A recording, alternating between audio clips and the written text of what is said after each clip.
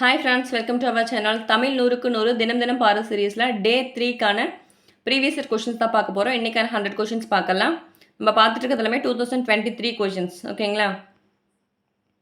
First question பார்க்கலாம் friends. சின்னூல் என்ற பெயருடைய இலக்கண நூல் எதுன்னு பார்த்தோன்னா நேமிநாதம். ஓகேங்களா? சின்னூல் என்பது நேமிநாதம். வீர சோழியம் எழுதினவர் யாருன்னா புத்தமித்திரர். வச்சனந்தி மாலை எழுதினவங்க குணவீர பண்டிதர். தண்டி அலங்காரம் என்பது ஒரு அணியிலக்கண நூல். இதை எழுதினவர் தண்டி. செகண்ட் கொஷின், புதுநெறி கண்ட புலவர் என்று யாரை யார் போற்றினார்? வள்ளலார். புதுநெறி கண்ட புலவர் அப்படிங்கிறது வந்து வள்ளலார். யாரை யார் போற்றினார் அப்படின்னா வள்ளலாரை பாரதியார் போற்றினார். காலம் காட்டும் இடைநிலையும் பெயரச்ச விகுதியும் மறைந்து வரும் பெயரச்சம் எவ்வாறு அழைக்கப்படுகிறது என்பதனை பின்வருவனவற்றுள் தேர்ந்தெடு. காலம் கடந்த பெயரச்சம் அப்படின்னாவே வந்துட்டு வினைத்தொகை. அடுத்து வெறியி என்பது டேஸ் அளபடை. ஈ அப்படின்னாவே சொல்லிசை அளபடை. இன்னிசையாக இருந்தது அப்படின்னா அப்படின்னு வந்ததுன்னா இன்னிசை அளபடை. ஆ வந்துச்சுன்னா செய்யுளிசை அளபடை. அப்படி வந்து ஈஸியாகவே போட்டுடலாம். ஓகேங்களா?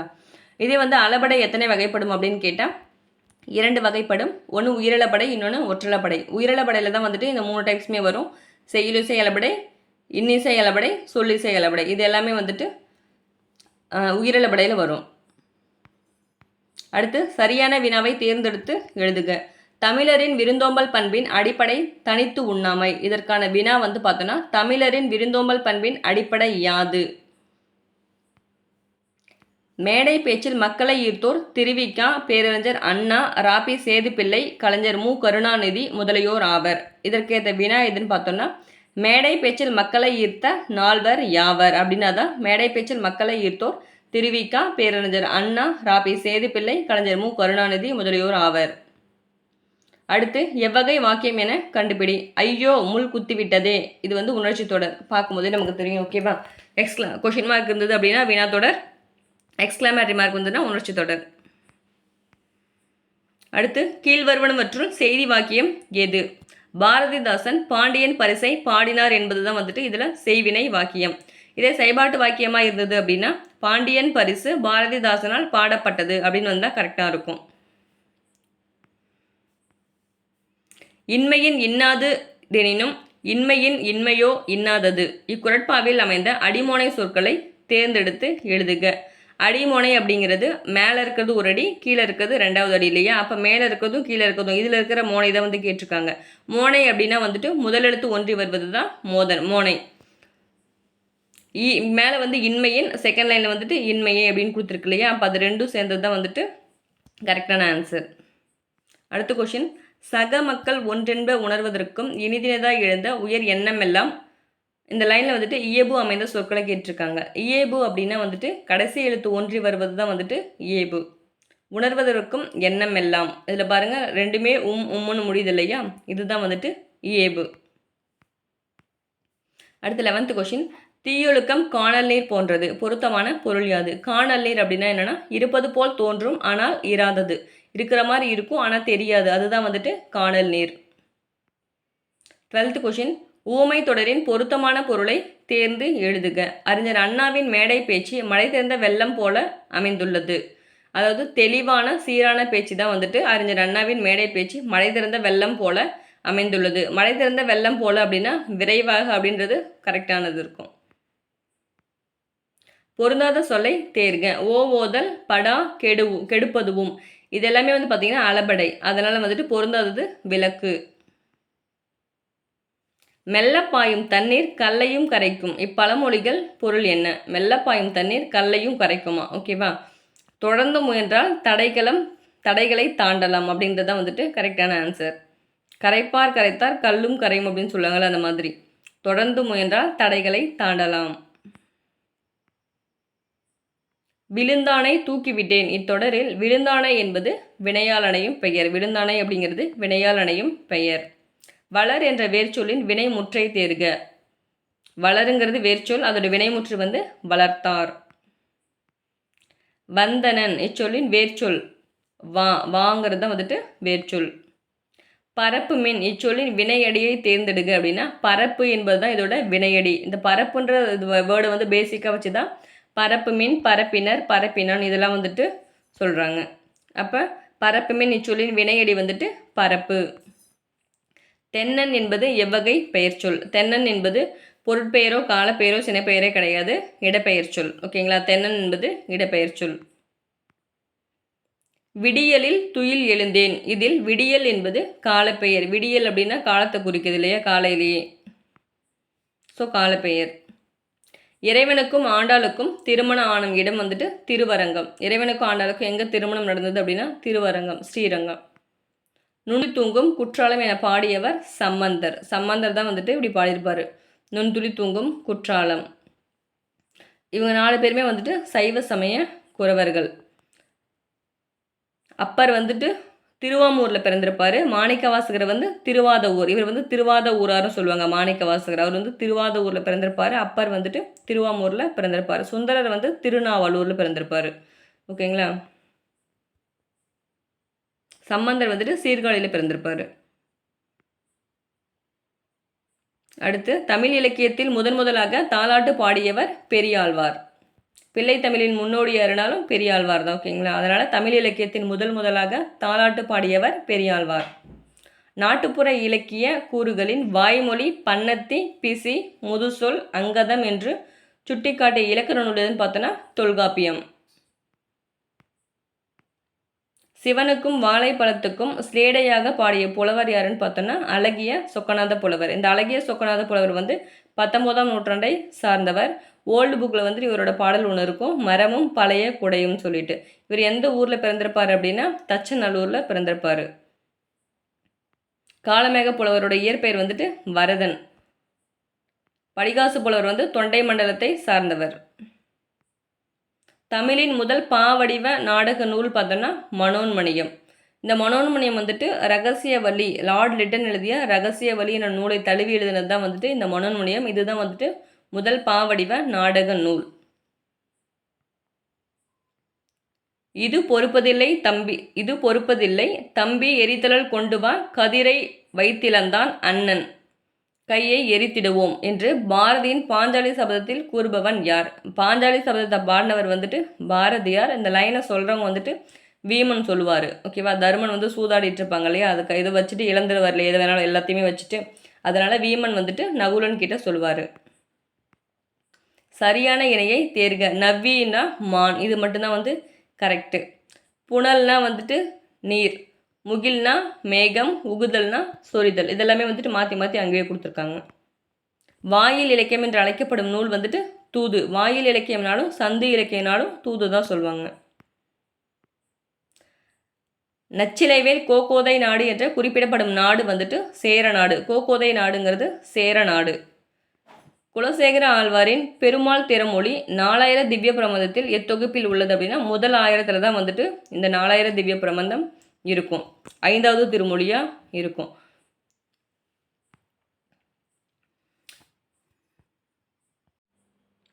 நாலாயிரம் திவ்ய பிரபந்தத்தை தொகுத்தவர் வந்துட்டு நாதமுனி.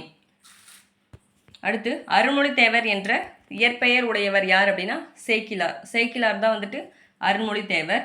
சேக்கிலார் வந்துட்டு பெரிய புராணத்தை இயற்றியிருக்காரு. பெரிய புராணம் அப்படின்னு சொல்லலாம், திருத்தொண்டர் புராணம் சொல்லலாம், ரெண்டுமே ஒன்று தான். ஓகேங்களா? அந்த திருத்தொண்டர் புராணம் எழுதுறதுக்கு வந்துட்டு 2 நூல் வந்து அடிப்படையாக வச்சு தான் எழுதியிருப்பார். ஒன்று வந்து திருத்தொண்டர் தொகை, இன்னொன்று திருத்தொண்டர் திருவந்தாதி.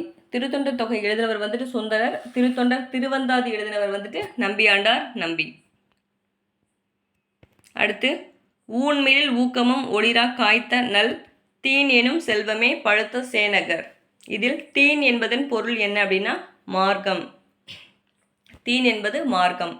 மதுரை காண்டம், கூடர் காண்டம், திருவாலவாய் காண்டம் என்ற 3 காண்டங்களும் இடம்பெற்றுள்ள நூல் எதுன்னு பார்த்தோன்னா திருவிளையாடற் புராணம். இதில் மதுரை காண்டம் வந்து 18 படலம் இருக்கும், கூடல் காண்டம்னா 30 படலம், திருவாலவாய் காண்டம்ன்றது 16 படலம். 18, 30, 16 மொத்தம் 64 படலம் இருக்கும் திருவிளையாடற் புராணத்தில். இதே சிலப்பதிகாரம் பார்த்தீங்கன்னா 30 காதை இருக்கும், அதுலேயும் 3 காண்டம் தான் இருக்கும். அது வந்து புகார், மதுரை, வஞ்சி காண்டம். புகாரில் 10, மதுரையில் 13, வஞ்சியில் 7. ஓகேங்களா? டோட்டலாக 30 காதை இருக்கும் சிலப்பதிகாரத்தில். கோவலன் தன் தீது இழல் என்று யாரை குறிப்பிடுகிறாள்? மாதவி தான் வந்துட்டு குறிப்பிடுகிறான். கோவலன் தன் தீது இழல் என்று யாரை குறிப்பிடுகிறான்னா மாதவி. உரைப்பாட்டு மடை எனும் தமிழ் உரைநடை பகுதி இடம்பெற்றுள்ள நூலை இயற்றியவர் யாருன்னா இளங்கோவடிகள். உரையிடையிட்ட பாட்டுடை செய்யுள்னு நம்ம சொல்கிறது என்னது? சிலப்பதிகாரத்தை தான் சொல்லுவோம். அப்போ சிலப்பதிகாரத்தை இயற்றியவர் யார்? இளங்கோவடிகள்.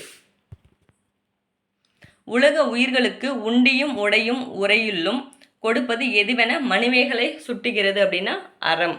அறம் எனப்படுவது யாதினேன் மறவாது இதுகள்னு சொல்லிட்டு மணிமேகலையில் ஒரு லைன் வரும் இல்லையா? இது வந்து அறத்தை பற்றி தான் சொல்லியிருப்பாங்க மணிமேகலையில். சரியான இணையை தெரிவு செய்க. நொடை என்பது விலை என்பது தான் வந்துட்டு கரெக்டு. நொடை என்பது விலை. துகிர்னா பவளம், கிளினா துணி, மருனா குற்றம். பேரண்ட தோற்றம் குறித்து அறிவியல் செய்தியினை குறிப்பிடும் சங்க இலக்கியம் வந்துட்டு பரிபாடல். அந்த பரிபாடல் வந்து 8 தொகை நூல்களில் வந்துட்டு ஒரு நூல். அதாவது அகம்புறம் சார்ந்த ஒரே ஒரு நூல் தான் 8 தொகை நூல்களில் இருக்கும். அது வந்துட்டு பரிபாடல். சங்க இலக்கிய நூல்களுள் பண்ணோடு பாடப்பட்ட நூல் வந்துட்டு பரிபாடல். 10 பாட்டில் குறைந்த அடிகளை உடைய நூல் வந்துட்டு முல்லைப்பாட்டு. முல்லைப்பாட்டு வந்து எத்தனை அடிகள் இருக்குன்னா 103 அடிகள் இருக்கும். ஓகேங்களா? இதே குறிஞ்சி பாட்டு அப்படின்னா வந்துட்டு 261 அடிகள் இருக்கும். மதுரை காஞ்சினா 782 அடிகள். நெடுநல் வாழையில் 188 அடிகள். ஓகேங்களா? முல்லைப்பாட்டுனா 103, குறிஞ்சி பாட்டுனா 261, மதுரை காஞ்சி வந்து 782, நெடுநல் வாழை 188. 10 பாட்டில் சிறிய நூல் வந்து முல்லைப்பாட்டு, அதான் 103 அடிகள். இதே பெரிய நூல் வந்துட்டு பெரிய அடிகள் நிறைய அடிகள் உள்ளது வந்து மதுரை காஞ்சி 782 அடிகள். கம்பராமாயணத்தில் குகப்படலம் இப்படியும் அழைக்கப்படலாம். குகப்படலம்ங்கிறத கங்கை படலம்னு சொல்லலாம். கம்பன் இசைத்த கவியெல்லாம் நான் என்று பெருமைப்படுபவர் பாரதியார். கம்பன் இசைத்த கவியெல்லாம் நான் என பெருமைப்படுபவர் பாரதியார். கம்பராமாயணத்தில் அனுமனின் தலைமை பண்புகள் வீறு பெற்று விளங்கும் காண்டம் வந்துட்டு சுந்தர காண்டம். ஓகேங்களா? அனுமன் வந்து எந்த காண்டத்தில் வந்துட்டு அதிகமாக பேசியிருப்பாங்க அப்படின்னா அவங்களோட தலைமை பண்பு எதில் இருக்கும் அப்படின்னா சுந்தர காண்டமில் இருக்கும். கம்பராமாயணத்தில் வந்துட்டு எத்தனை காண்டம் அப்படின்னா 6 காண்டம். பாலகாண்டம், அயோத்தியா காண்டம், ஆரண்ய காண்டம், கிட்கிந்தா காண்டம், சுந்தர காண்டம், யுத்த காண்டம், இந்த மாதிரி 6 காண்டம் இருக்கும். சுந்தர காண்டம் வந்துட்டு 5வது காண்டமாக இருக்கும். அடுத்து ஏலாதி எந்த நூல் வகையை சார்ந்தது அப்படின்னா 11 கீழ்கணக்கு வகை நூல் சார்ந்தது தான் வந்துட்டு ஏலாதி. அது வந்து அறநூல்கள். 11 அறநூல்கள் இருக்கும். அதில் ஒரு நூல் தான் வந்துட்டு ஏலாதி. மருந்து பெயரில் அமைந்த 2 நூல்கள் வந்து திரிகடுகம், ஏலாதி. திரிகடுகத்தில் வந்து 3 மருந்து பொருட்கள் இருக்கும். ஏலாதியில் வந்து 6 மருந்து பொருட்கள் கொடுத்துருப்பாங்க. அடுத்து மன்னருக்கு தன் தேசம் அல்லாமல் சிறப்பில்லை, கற்றோருக்கு சென்ற இடமெல்லாம் சிறப்பு என்ற பாடல் இடம்பெற்றுள்ள நூல் வந்துட்டு மூதுரை. இந்த மூதுரை எழுதினவர் வந்துட்டு ஔவையார். திருக்குறளை லத்தீன் மொழியில் மொழிபெயர்த்தவர் வீரமா முனிவர். இதே திருக்குறளை ஆங்கில மொழியில் மொழிபெயர்த்தவர் ஜியு போப். அவர் வந்துட்டு 1886 மொழிபெயர்த்திருப்பார். திருவாசகத்தையும் மொழிபெயர்த்திருப்பார் ஜியு போப். அது 1900. பெரியாரை பேணி தமரா கொழல். இதில் தமர் என்பதன் பொருள் வந்துட்டு துணை. பெரியாரை பேணி தமரா கொழல், தம்மோட துணையாக வச்சுக்கணும் அப்படின்னு அவர் வந்து சொல்கிறாரு. அப்போ தமர் அப்படின்னா துணை. கிடைத்தற்கரிய பேறுகளுள் எல்லாம் பெரும்பேறு என்று வள்ளுவர் கூறுவது பெரியாரை துணை கொள்ளல். இந்தியாவில் தொடங்கப்பட்ட முதல் பொது நூலகம் எதுன்னு பார்த்தோம்னா திருவனந்தபுரம் நடுவண் நூலகம் தான் வந்துட்டு முதல் பொது நூலகம். தேசிய நூலகம் வந்து கொல்கத்தா. கன்னிமர நூலகத்தில் தான் வந்துட்டு அதிகமாக தமிழ் நூல்கள் உள்ளது வந்து கன்னிமர நூலகம். ஓலைச்சுவடி உள்ளது வந்துட்டு சரஸ்வதி மகால் நூலகம். வாழ்க்கையில் அடிப்படை தேவைகளுக்கு அடுத்த இடம் புத்தக சாலைக்கு தரப்பட வேண்டும் என்று வலியுறுத்தியவர் அறிஞர் அண்ணா. சமரச சன்மார்க்க நெறிகளை வகுத்தவர் யாருன்னா ராமலிங்க அடிகளார், அதாவது வள்ளலார். வள்ளலார் பிறந்த ஊர் வந்துட்டு கடலூர்ல இருக்க மருதூரில் பிறந்திருப்பாரு. மூலிகை நோய் அறிந்து பொறுத்துக. ஆவாரம் என்பது சர்க்கரை நோயை குணப்படுத்தும். வாழைப்பூ என்பது வயிற்றுப்புண். வல்லாரை வந்து நினைவாற்றல், முடக்கத்தான் நிலை மூட்டு வலியை குணப்படுத்தும். பலப்பம் பிடிக்க வேண்டிய சின்னஞ்சிறு விரல்களில் தீக்குச்சிகள் என்ற குழந்தை தொழிலாளர் நிலையினை தனது புது கவிதையில் படம் பிடித்து காட்டியவர் யாருன்னா அப்துல் ரகுமான். தீக்குச்சிகள்னாவே அப்துல் ரகுமான். முசிறி துறைமுகப்பட்டினத்தில் பந்தர் என்று பெயரிடப்படும் எதுனா அரேபியர் வணிகம் செய்த இடம் தான் வந்துட்டு பந்தர் அப்படின்னு குறிப்பிடுவாங்க. முசிறி துறைமுகம் வந்து எந்த நாடுனா சேர நாட்டோட துறைமுகம் தான் வந்துட்டு முசிறி. 57 பொறுத்துக. தோவாலை அப்படின்னா பூச்சந்தை. தோவாலையில் வந்து பூச்சந்தை தான் ஃபேமஸ்ஸு. அயலூர் ஆட்டுச்சந்தை, ஈரோடு ஜவுளி சந்தை, நாகப்பட்டினம் மீன் சந்தை. மூவலூர் ராமாமிர்தம்மாள் வாழ்ந்த காலம் 1883 1962 வரை. அடுத்த கொஸ்டின், சந்திர மண்டலத்திகளை கண்டு தெளிவோம் என பாடியவர் யாருன்னா பாரதியார். வானை இழப்பும் கடல் மீனை இழப்பும் சொல்லிட்டு ஒரு பாடல் பாடியிருப்பார் இல்லையா, அந்த பாடல் தான் இது. ஓகேவா? சந்திர மண்டலத்திகளை கண்டு தெளிவோம் சொன்னது பாரதியார். தமிழில் எகர ஒகர வரிசை எழுத்துக்களில் புள்ளிகளால் ஏற்படும் குழப்பங்களை கலைத்தவர் யாருன்னா வீரமா முனிவர். இந்த எழுத்து சீர்திருத்தம் பண்ணவங்கள ரொம்ப முக்கியமான 2 பேர் யாருன்னா வீரமா முனிவர் ஒருத்தர், பெரியார் ஒருத்தர். ஓகேவா? ஃபர்ஸ்ட் வந்துட்டு வீரமா முனிவர் தான் இந்த எகர ஒகர வரிசையில் புள்ளிகளை ஏற்படும் குழப்பங்களை தீர்த்தவர் வீரமா முனிவர். கல் தோன்றிய மண் தோன்றா காலத்தை வாளோடு முன் தோன்றி மூத்த குடி என கூறும் நூல் வந்துட்டு புறப்புறல் வெண்பா மாலை. கிபி 2ஆம் நூற்றாண்டில் தாளமி என்பவரால் மல்லியற்பா எனும் துறைமுகை சுட்டப்படும் பகுதி எதுனா மயிலாப்பூர். மயிலாப்பூரை தான் வந்துட்டு மல்லியற்பா அப்படின்னு வந்து தாளமி சொல்லியிருப்பாரு. எப்போ அப்படின்னா 2ஆம் நூற்றாண்டில். இந்தியாவின் தேசிய பங்கு வீதம் எனும் ஆய்விற்காக கொலம்பியா பல்கலைக்கழகத்தில் முனைவர் பட்டம் பெற்றவர் சட்டமேதை அம்பேத்கர். இந்தியாவின் தேசிய பங்கு வீதம் அம்பேத்கர். மணக்கொடை வாங்கும் திருமணங்களில் கலந்து கொள்ள மாட்டேன் என மணக்கொடை முறைக்கு எதிர்ப்பு தெரிவித்தவரான காயிதே மில்லத். காயிதே மில்லத் என்ற அரபு சொல்லுக்கு சமுதாய வழிகாட்டி என்று பெயர். ஓகேவா? அதோட மீனிங் வந்துட்டு சமுதாய வழிகாட்டி. அடுத்து ஒரு மேட்ச்ட்டு, வீரமாமுனிவர் இத்தாலி நாட்டை சேர்ந்தவர். G U Pope England, Caldwell Ireland, Ziegenbalg German. Koyyakkani என்ற நூலை எழுதியவர் யார் என கண்டறிக. கொய்யாக்கனி எழுதினவர் யாருன்னா பெருஞ்சித்திரனார். ஓகேவா? மாங்கனின்னு ஒரு நூல் இருக்குது, அந்த மாங்கனி எழுதினவர் யாருன்னா கண்ணதாசன். பெருஞ்சித்திரனாரோட இயற்பெயர் வந்து துரைமாணிக்கம். பெருஞ்சித்திரனாரோட இதழ்கள் வந்து பார்த்தோன்னா தென்மொழி, தமிழ் நிலம், தமிழ் செட்டு. இது ரொம்ப முக்கியமானது. முதலில் 5ஆம் பிராயத்தில் வித்யாபியாசம் செய்யும் பொழுது தாய் தந்தையர் பிள்ளைகளை ஆசிரியர்களிடம் அடைக்கலமாக கொடுத்து வந்தனர் அப்படின்ட்டு வந்து உவேசு சொல்லியிருப்பாரு. மேற்கண்ட வரியில் வித்யாபியாசம் என்பது அப்படின்னா என்னன்னா, வித்யாபியாசம் அப்படின்னா கல்வி பயிற்சி. வித்யா அப்படின்னா கல்வி, பியாசம் அப்படிங்கிறது பயிற்சி. அடுத்து கூற்று காரணம். தேப்போ மீனாட்சி சுந்தரனாரின் காணல் வரி புதுவகையான ஆராய்ச்சி நூல். காணல் வரி அப்படிங்கிறது தேப்போ மீனாட்சி சுந்தரனாரோட நூல் தான், அது கரெக்டு. சிலப்பதிகார காப்பியத்தில் காணல் வரி என்னும் பகுதியை மையமாக இயங்கி செல்வது என்னும் கொள்கையை இதன் மூலம் நிலைநாட்டினார். யார் அப்படின்னா மீனாட்சி சுந்தரனார். கூற்றும் சரி, காரணமும் சரி. சிலப்பதிகாரத்தில் வந்து காணல் வரி பாடியிருப்பாங்கல்ல, யார் பாடியிருப்பாங்க? மாதவி பாடியிருப்பாங்க. அதை தவறாக புரிந்து கொடுத்தா கோவலன் வந்து திரும்பி கண்ணகி தேடி போவார் இல்லையா? அப்போ கூற்றும் சரி, காரணமும் சரி. காணல் வரி நூலை வந்துட்டு இந்த ஆராய்ச்சி நூலை எழுதினவர் யாருன்னா தேப்போ மீனாட்சி சுந்தரனார். திராவிட சாஸ்திரி என போற்றப்படுபவர் பரிதிமார் கலைஞர்.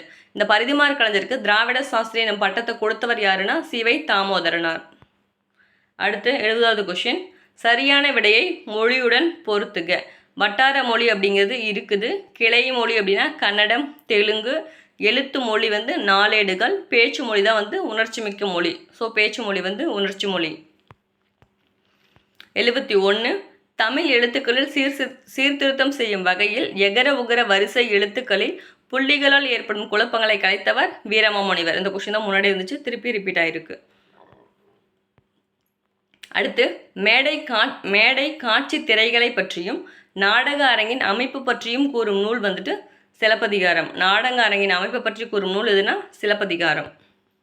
அடுத்து 73வது கொஸ்டின், மீசைக்கார பூனை என்ற நூலின் ஆசிரியர் யாருன்னா பாவண்ணன். ஓகேங்களா? பாவண்ணன் எழுதிய இன்னும் வேறு சில நூல்கள்லாம் இருக்குது. கடலோர வீடு, பாய்மர கப்பல், நேற்று வாழ்ந்தவர்கள், வேர்கள் தொலைவில் இருக்கின்றன, பிரயாணம். இதெல்லாம் வந்துட்டு பாவண்ணன் எழுதிய நூல்கள்.